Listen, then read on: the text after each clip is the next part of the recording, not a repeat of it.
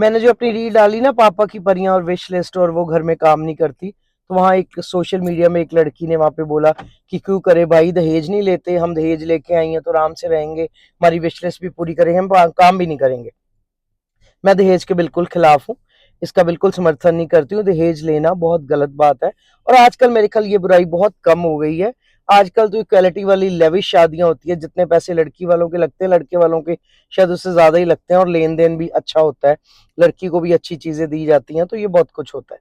तो मैं उसका जवाब देना चाह रही थी कि मैं ये नहीं कह रही एक लड़की सी की शादी एक लड़के से हो रही है, मैं आपको इस एग्जाम्पल से समझाती हूँ।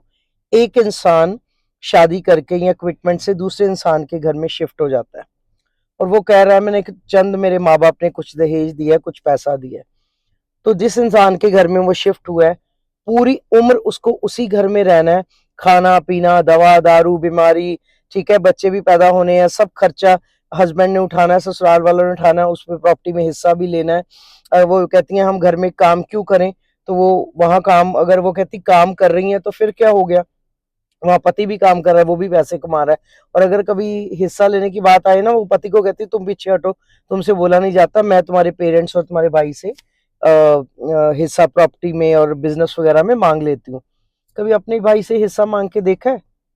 देखो तो कभी मांग के, वो बुलाना ही छोड़ देता है, रिश्ते ही तोड़ देते हैं। सच सच बताना, दिल पे हाथ रख के, क्या शादी के बाद तुम्हारा कभी वहां पे हक रहता है उतना?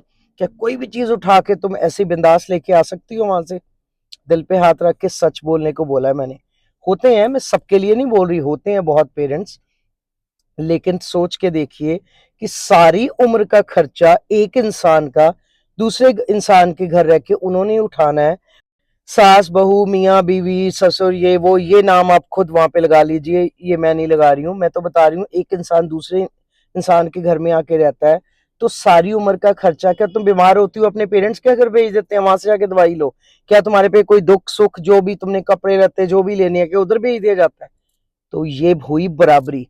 जो तुमने बोला ना कि हम लोग तो दहेज लेके आए हैं, इसलिए हम काम नहीं करेंगे, हमारी विश लिस्ट पूरी करे, हम मनमानी करेंगे, तो बराबरी कहाँ हुई बताइए? आप तो इक्वालिटी की बात करती हैं ना दुनिया में, तो कहाँ बराबरी हुई? इधर देखिए, सारी उम्र आपने यहीं रहना है, सारी उम्र एक खर्चा लगा के देख लीजिए, बेसिक सब कुछ जो उधर होना है, तो ये कहाँ हम उनको दोषी ठहरा रहे हैं? देखिए, डाउरी के बिल्कुल खिलाफ हूं मैं, उसके समर्थन में नहीं हूं, लेनी भी नहीं चाहिए, और ना ही मैं पेरेंट्स को बोलती हूँ आपको देना भी नहीं चाहिए, वो बिल्कुल नहीं होना चाहिए। लेकिन अगर ऐसी बातें बेटियां करेंगी तो